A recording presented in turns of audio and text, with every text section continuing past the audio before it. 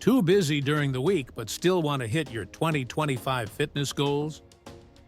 Weekend warrior workouts are perfect for those with packed schedules. In this video, we'll break down how to maximize your fitness in just 2 days a week.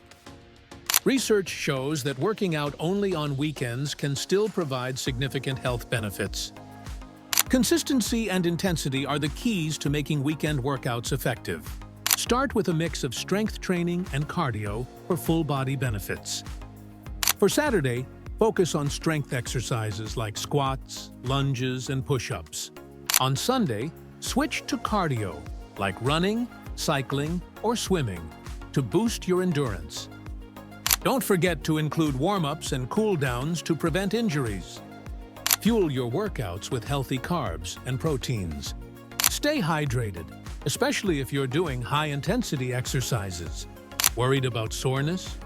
Active recovery, like light yoga, can help.